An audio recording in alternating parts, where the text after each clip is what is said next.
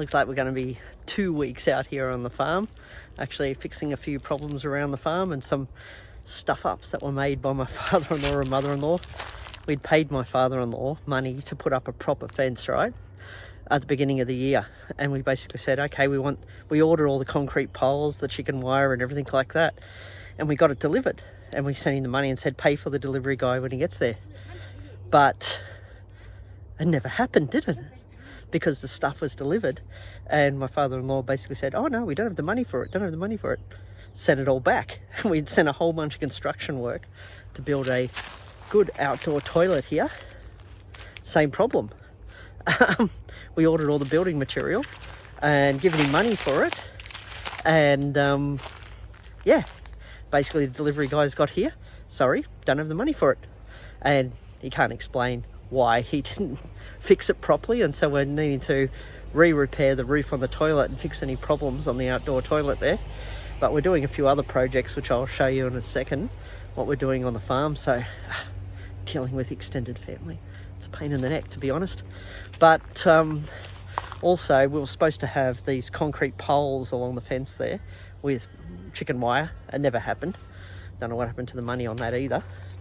But yeah, let's take a walk around and see what we've done so far. Yeah, those expats that have family here. I don't know whether you've had similar problems with the extended family when you've asked them to do stuff. Like all that area across the other side there should have a nice fence with concrete posts and chicken wire. But instead, yeah, my father-in-law decided just to cut down pieces of eucalyptus and use them as a fence and then hang some chicken wire on them over there. So we're just going to redo that fence later when we've got some extra money. We did plough this particular part of the field. This is just a small area of the field, and just because we wanted to turn over the soil. We might plant rice there later, don't know, or we may just plant some other things, but we've just turned the soil for now. We want to extend the dam over here, so we take a walk over this way. Actually, first I should show you the dodgy fence work. I don't know, I shake my head sometimes at what was actually built. But let's take a walk around and have a look. And you'll see the exclusive fence. Me and Anne started joking around the cost of the fencing. So, these are allegedly our concrete poles that we paid for. So we literally paid for concrete poles, but he didn't take any of them. I'm guessing he probably, hate to say it, spent money on alcohol or other things. I don't know what he spent it on, to be honest, and he can't seem to explain what he spent it on. But this is what we got instead of concrete poles. And we've just had to put strict boundaries in place that we're going to have to deal with the builders directly ourselves, not rely on extended family. And yeah, which is sort of hard. I was sort of hoping that the extended family would at least be useful in helping us with the various projects. But let's go down here. I'm going to show you something else as I walk across this pumpkin area. Again, they're not really looking after what they planted.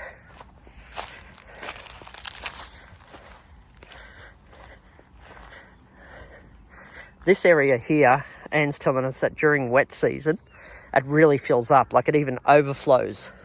It gets so deep here, this particular dam. What we're going to do is we're going to dig out this whole section here and make it part of the dam. And then we're going to move this soil and maybe start levelling that out, because we're trying to bring the soil level to the same level as the road here. So over time, we're going to upgrade all this soil. So you can see here, right to that level there. So if I give you some context, that's the level of the road, and there's the ground down there. So we're going to gradually upgrade the soil so it's to the same level as the road. So it's going to be a mixture of digging parts of the dam out, as well as getting a lot of clean soil delivered to the area here, because we don't want to use this section of our farm as a rice farm. We've got another farm behind us that we want to actually use as a rice farm. So this one's going to be something totally different over time. And I have the vision in my head, and so does Anne, of what we want all this to look like. But right now, it's just been used as a mixture of stuff. Like even that area we just ploughed at the back, that was used as a rice farm this year. And they planted some jasmine rice on it. But let's continue to look about some of the projects that we're working on here. One other barrier that we've faced when it comes to putting up fencing, like just say we wanted to put up fencing along here, between here and this house. What we need to do first is actually go into the government office and get them to give us a particular document where they'll show the exact mapping of the land and where our borders are. And I think they come out to the land and actually mark it for us. And once they mark it, that's going to stop any land disputes so that we can actually put down the fencing here. So that's something else we've got to do as well down the track, because there's a little bit of land up there which we've got to confirm. And even when we go to put border fences, we've got to make sure it's been marked clearly by the government what is our land as well. So yeah, you can see that the land here has been heightened a lot, and part of the plan, as I've just mentioned earlier, is to make this land the same height all the way down. So we're stopping this being a rice farm and turning it into something else, and that's work in progress, deciding what we're going to do. We're leaving all the eucalyptus trees along there for now, but we may decide what to do with them later as well. So the friendly neighbourhood dog, which has decided that we're its new owners, constantly comes here and says hello to us. Pepsi is her name. And we've bought some metal as well to redo the frame on this roof as well. So that dodgy roof that the father-in-law did, we're going to replace that, fix the cement a little bit on it, and then we're going to put a metal roof on it, as well as metal framing at the top of that concrete. Now here's an interesting project. This thing in here, it's all made out of metal. Fairly strong metal frame here. So another idea we've actually got is that we're going to actually put a frame around this and turn it into a little bit of a hut. So we're actually going to mount it on concrete and put a frame around it, put a door on it, and put a fan inside it as well. So we've got somewhere, if we want to sleep out in the farm while we're working, a little hut for now until we build the granny flat in the larger house. And we're going to fix the roof a little bit and bring it out. So here we're going to mount this a little bit over there, and we're going to bring the roof out. And got some concrete poles here, but I think they're for the extension that we're doing on the toilet at the moment. All right, again, what we're looking at here, the end vision, is having a variety of fruit trees around the edge of the property. So all along here, we've got different fruit trees that were planted. A mixture of like coffee lime, durian, mango, as well as some other things that we're working on. And eventually this will be a concrete driveway that comes in here, goes around here. This is the sort of vision that we've got at the moment. And yeah, comes around, but then you'll see all these really nice trees that grow around here. Eventually Anne's thinking of a type of fence that goes across the front here after we build the house, but she's thinking more about one of those white fences, like a white fence with a big gate and on that.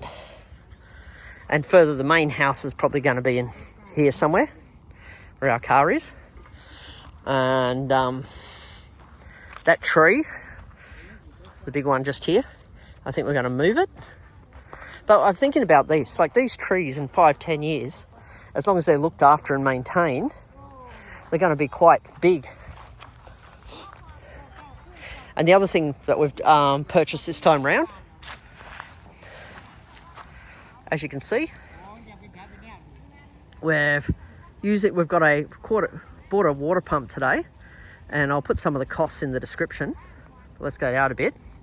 So this water pump takes water from directly under the groundwater, and then we're pumping that into that 1,000 litre water tank. And then we've put the water tank deliberately up on concrete blocks that we bought, I think they were about 600-700 baht each or something, I'm not sure. I'll have to verify in the description. Yeah. And once we fill that up, the idea of that, so the water flows down, so we've got a bit more sort of water pressure as well on that. And then we're going to run that water or various pipes along these trees. So we're going to put irrigation here. So if I widen this out, all these little trees here, we're going to use various forms of irrigation just to maintain them. And yes, work in progress. But yes, work in progress. Let's see what this place is going to look like by the end of next week. Maybe we'll have a lot more updates as we go. But at least we've got water now. Connected up with a bit of water pressure. This is a club in Ubon Ratchathani, but it's also a chain of clubs. Like I think you've also got it in Bangkok. We've also watched it in Chiang Mai. But basically with this club, the entry to it is actually free and it's live music all night. And it has got a lot of people come here just to relax and enjoy the bar, but it's also got a really good food menu. Now, all the music is in Thai, apart from when they have the little breaks in between the live performances. They may be playing from the DJ who's playing English music. But if you understand Thai or you're just after a different cultural experience, then this sort of musical place can be quite entertaining. And people do get energised as it gets later into the night, like that 11, 12 p.m. at night. And it can be a lot of fun to come to this place. This is a town that's closest to where our farm is, and so we sometimes come in here to get fresh produce from their daily markets. Now, their daily markets aren't normally scattered all over the road like this. There's a section that's dedicated to the markets, but they're currently renovating all that at the moment and building new roofs. But right now they've laid out these streets, and that's where the markets are occurring as a temporary replacement. But this is the Saturday market, and the Saturday market's a lot bigger. And you've got a lot of the locals coming here selling their various wares, their fresh vegetables, as well as all sorts of weird, wonderful things that you can find here, as well as a lot of plants too. Like we were looking at some of the plants in this area just to see whether there was anything extra that we wanted to buy from the actual markets. But yeah, you do get a lot of like fish, prawns, vegetables, and various forms of street food, as well as other completely randomised items, to be honest. But I do like coming to this place because a lot of the produce here, like your fresh fruit and vegetables and your fish and things like that, they've come straight out of local dams, they've come out of local rivers. People have caught or bred their bugs like these themselves, as people like eating their insects in Thailand. So it's all direct from the locals. And this is where locals can make a bit of money, but you can also get stuff completely fresh. And as a Westerner, there's stuff here that I can find that I can eat. Like there's lots of fruit and vegetables here that I would eat, and you can get some fresh meat as well that's come, like there on the left, from the butchers, where they've killed their own cattle for the day and brought them straight to the farmers' markets. Probably more fresh than some of the supermarkets, to be honest. And but I forget what was in this particular tin. What's in here? Oh yeah, this is crickets or something, I think, that were actually in here. And so I don't know what they're breeding them from. I was joking to Anne saying, that's what I used to feed my lizards when I had pet lizards growing up. But there's some random fish too that they've caught from the local river. Anne was pointing out to me as we were walking. And here's snakehead fish. These are the fish we've currently got in our dam too, the snakehead. They're not bad tasting, actually, I'm going to say. And yeah, and as our dam fills up again, we'll probably get more of those snakehead. And they get to a pretty large size. That's again from the local river, that particular type of fish here. And most of these fish are either from local dams or local rivers. And you can tell how fresh they are. See, they're all still jumping around. That and there, I think I remember, was some sort of cricket or bug as well. And so there was lots of weird and wonderful things here at these markets. But I always enjoy walking up and down them because I'm either going to find some street food I'm interested in or some vegetables I need for cooking. Now, this was fresh honey caught by a local out of one of the trees, and it was quite sweet, actually.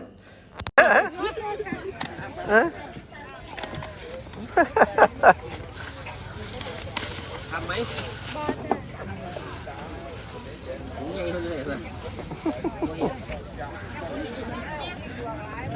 snakehead can survive above water. Yeah, because they go across the land, don't they? Yeah. So we've just decided to go for about an hour and a bit drive out of Ubon Ratchathani to come down to some river area which is popular with the locals for swimming and family time and generally just having a general snack. This place is out in the middle of bloody nowhere, I can tell you that. We went down some dodgy roads to get here, but it seems pretty busy here. Let's go check it out. So to start with, you do have lots of parking here. Looks like toilets up there by the looks of it. But this is the name of the place, from what I can see. And you got various swimmers' clothes. Lots of street food here as well that you can buy. Not sure where this goes though. You can hire those blow-up tyres over there if you want to go down the river on them. A lot of the kids do that by the looks of it. What's going here? Yeah, your soft drinks. I'm going to order a beer myself.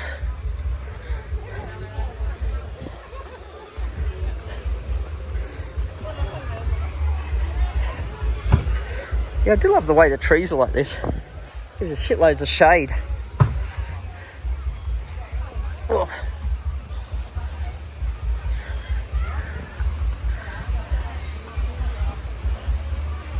Looks like lots of areas where the kids go swimming here.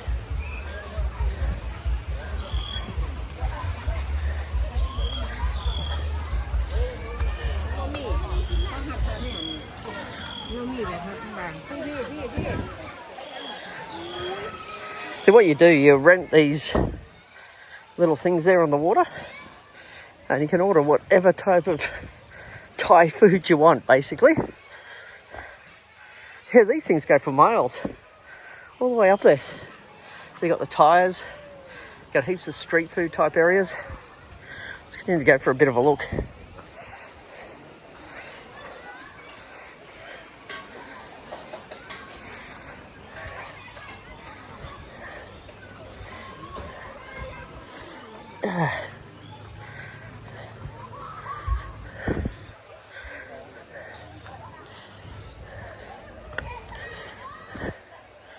Yeah, it's not a bad river area actually. Good place to come chill if you just want to get out of the heat. Go for a good swim.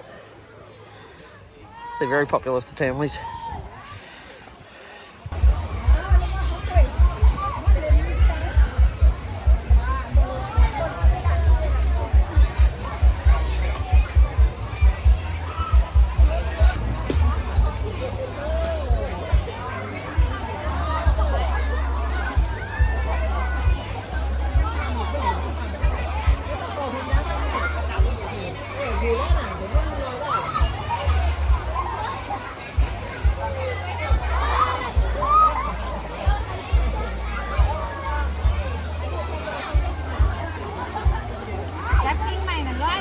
This hardware store was just down from Central Plaza on the left.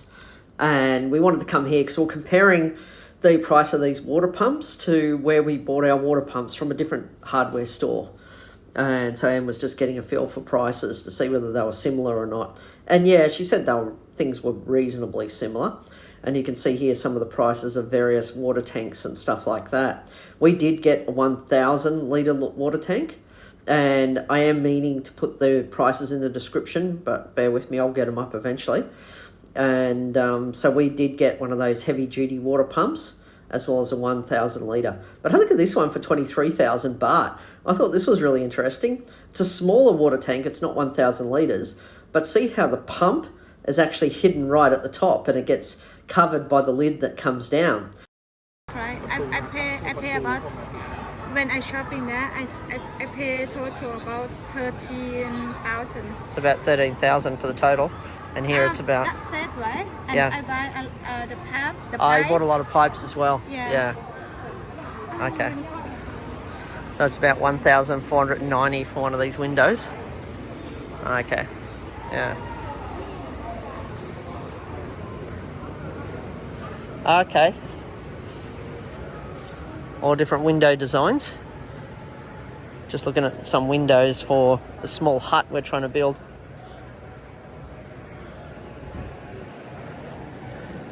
I look at something basic, 1,690 for that, just sliding window. So this pump here on the far right, that's the one we bought for our bore water to be able to pump the water up from underground. And that was 7,990 to actually buy that one. This is another hardware store we're in now. And because it ends after some building material for what we're doing. This one's a little bit cheaper than the other hardware store. So there's a few good hardware stores in Ubon Ratchathani. We're just going to find what we want. What are you after? Oh, roofing. Board. The walls. Yeah, if you want to make the gate. Oh, for the gates, yeah. Okay.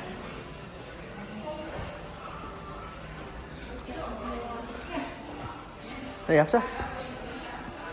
Ah, the outdoor boarding. Yeah, this one for the wall. The wall. Yeah. And this one for the Floor. floor. Okay. So the one's for the floor and wall. And that's all waterproof, is it? Oh, this is for the roof. Yeah, the tin. This is just for the small hut. This one about 5. This one about 500 baht for the big one, bigger. A big like that, about 500 baht. A big like this. Big like that. 500 baht.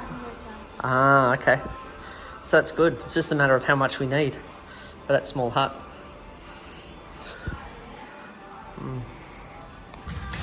So that one's got the mosquito net on it, Yeah, we need 1,494. We'll need 2 of them.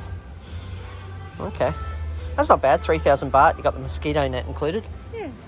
That's better than the other place. Yeah.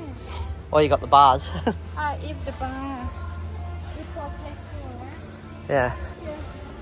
How much for the bars?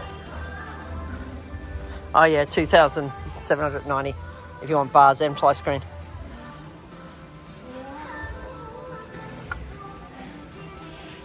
This one's cheaper a little bit. Now, where's the price? About 2,000. 2,990. Oh, about that. Yeah, close to. Yeah, that's enough. No.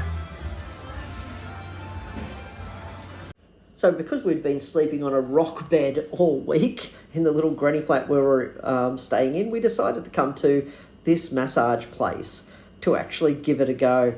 And we went to a different one, but they were booked out, so they suggested this one in Ubon Ratchathani. And I'll put the details in the description below as well where it is. But we decided to go with the 2-hour oil package for 700 baht each. Now these are the rooms, they're pretty clean and nice and comfortable. The beds were very comfortable to lay on, I must admit. And so you can't complain. It was perfectly set up, nicely set up and very comfortable. And the massage people were highly skilled at what they were doing as well. I'm curious whether this was a hotel of some sort before, but I don't know, because each one of the rooms, all they've got in them is a shower and, bed area really, but they've got TVs on the wall saying do not turn on. But then you've got toilets on the outside here, and then the main building. Yeah, I wonder what it was in here. Originally, was it always been used for massage? Love the old doors here though. The little windows on it make it look like it's a prison. So yeah, for 700 baht for a 2-hour massage, and you've got these little rooms here where the massages are. Really good massage, I'm just going to say, oil massage. And it's really cheap if you want a Thai massage here too, for a couple of hours. But yeah, I really enjoyed it. Totally chilled out. Now it's time to head home. So yes, the work's continuing on the farm out here, and slow progress. So we're gradually upgrading the toilet, building a little hut next to it there, as you can see. But let's go check out what we've done so far. So this is where we're up to. We've actually put the hut up on stilts. We've had to replace some of the frame and got new metal pipe poles. So we've had to buy some of this stuff down here, which is, yeah, pretty thick. If you look at it here, so that's what we looked at. So I bought some of that, and we've been cutting at the size, and yeah, rebuilt the roof frame, and we're rebuilding the bottom to actually make it stronger. And as you can see, we've built the roof right out here, so the two roofs are connecting. So we're going to cement all that there as well.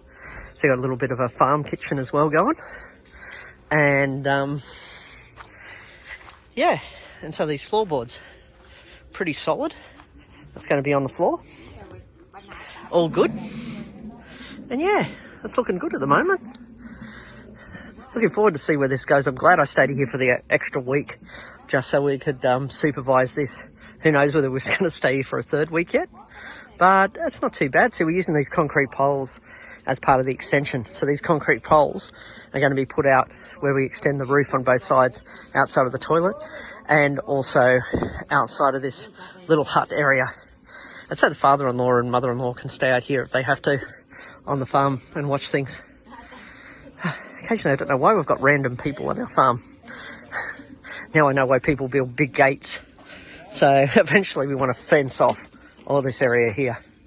Because what I found is that you just get random people walking on your property and you go, who the heck are they and why are they on my property? But yeah, I've got to put some decent fencing up. That's one of the dramas of being out in rural Thailand, the village gossip. When we can, we've been getting up about just after 5 a.m. to go for these morning walks and just exploring the various areas of the farmland. Here we're taking a little bit of a shortcut through one of the side paths. It's not really a road used for cars, it's more of a road used for motorbikes that we're actually walking through here.